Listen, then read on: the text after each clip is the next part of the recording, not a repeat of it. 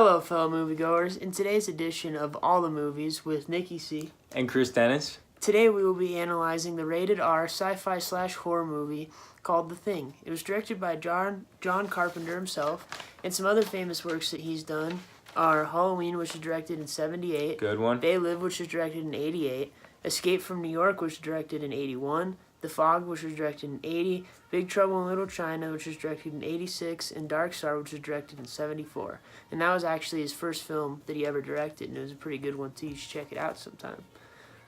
Dennis, really quickly, is going to give you a quick rundown of the main actors in the film and who they played. So there's a total of 5, really important characters throughout the movie, The Thing.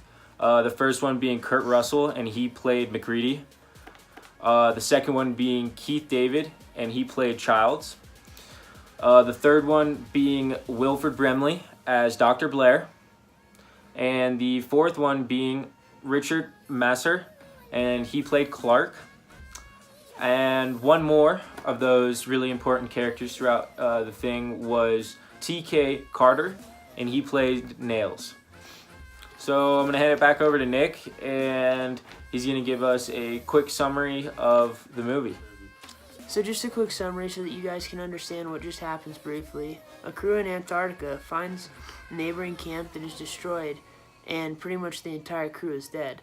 Whatever killed them is nowhere to be found, and they're confused on what actually did kill them, but literally they know that what killed them is actually in plain sight the entire time. Okay, so basically I'm going to give you a little synopsis, a little rundown of what The Thing is all about. And so basically The Thing is a horror film that is based on the 1938 film Who Goes There? A group of researchers in Antarctica are doing research when a lone dog who is being shot at by a helicopter actually arrives at their research facility. And little do they know The Thing, an extraterrestrial life form that they really don't know anything about, is actually right in front of them. The alien has the ability to completely blend in by intelligent organisms, such as humans and dogs, and this happens actually a lot throughout The Thing. You see a lot of very gory things, and it's actually, really, really well done.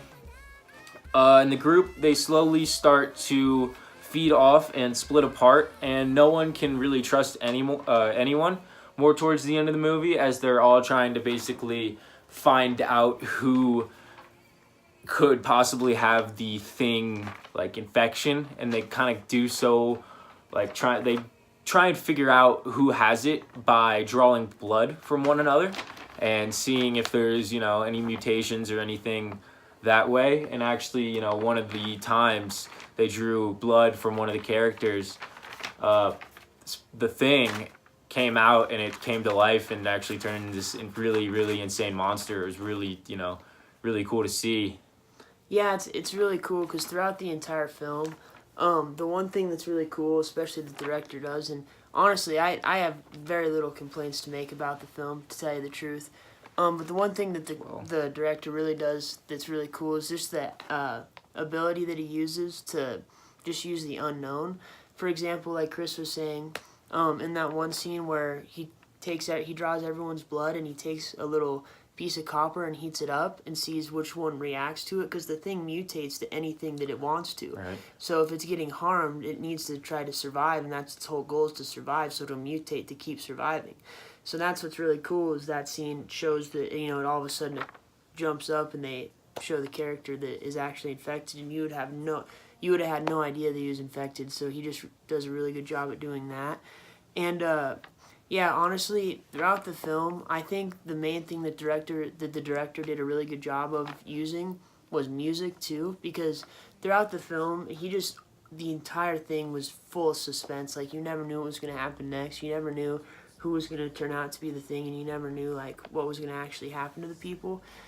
And going with that music, it just kind of, when music started to build up, you knew that something was bound to happen. And one scene that I thought was really cool too, that had a cool camera angle, was actually they had this guy who was Dr. Blair locked up because they thought he was going crazy. He tried to attack the base, and do a bunch of crazy stuff, so they locked him up. And little did they know he was building a tunnel to actually build a spaceship, and he was infected the entire time. And he was going out to give him a blood test, and that's why they found out he was in there. And in that part, there's this cool camera angle where it shows the point of view in the actual tunnel, and it like is looking up because it kind of just alludes to you not really knowing what's behind there, and it's really cool. And also just to kind of start the critical review, like I said before, we both agreed that it was a really well put together film, and it's a really good, considering it was a horror movie done in the 80s. It's just done really well. It uses really good stuff, and that being said, I do think the suspense does go a little bit overboard sometimes. Like, I think the music it kind of draws on, but that's the only critical review we really have. Yeah, and real quick too, Nick, before we send him off to this clip, I just wanted to also mention the fact that going along with those special effects, like, it was a movie to where the director wanted you to feel what you were seeing, and it was just done really well. So overall, I thought it was really good.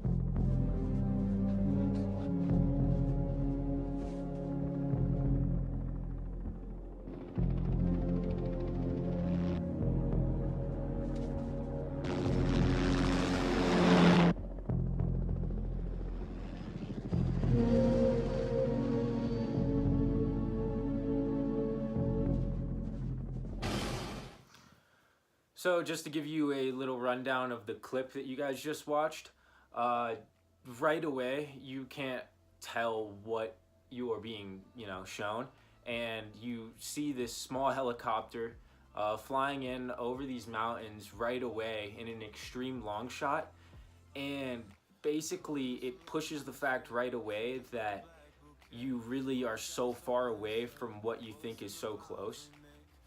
And it kind of just expresses this whole movie, like, in itself, that you really don't know what's going on or what's happening, but you think you might have an idea.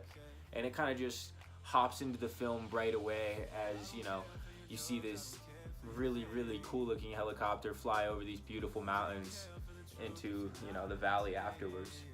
After the very opening scene, it switches over to the guys having fun at the camp and stuff, and then it switches over to the people outside that are actually, watching the helicopter fly in, and this guy gets out of the helicopter and starts shooting at the dog, as you guys saw, which is actually after what you guys saw, but this guy starts shooting at the dog, and he accidentally shoots a guy in the leg, and what happens is this other guy shoots him before he's able to really say what's going on with the dog, and so everyone's just really confused and makes nothing of it. They just kill the guy and think everything's fine, and the dog's just roaming around the camp after that, and literally they know that they've just let an infection of an extraterrestrial into their camp. But yeah, it's really cool too, because the reason why I think this scene is really cool too, because John Carpenter actually did this movie, because there's a thing too, there's a sequel to this movie, and he did this series kind of like Star Wars, where the first movie is actually the second movie released, And the second movie describes all about what happened to the camp that they actually show in the old movie, to the people where they discovered the alien. And it actually shows in the 1982 movie, the first one that was released, when they go back to the camp, there's a big block of ice and it looks like they had pulled an alien out of it. So it's kind of cool because the movie released after it, the sequel, is actually the first movie. It explains how they got the alien out of the ice and stuff, and you guys should definitely check it out sometime. Overall, I would really give this film a thumbs up, and I would definitely say it's a must-see for sure because it's just directed really well and you never know what's going on. And for all horror goers and horror movie goers, you definitely got to see it sometime, and especially the sequel if you see this movie. I really thank you guys for watching and giving him your time, and we'll see you next week. Hey, thanks for tuning in. Have a good one.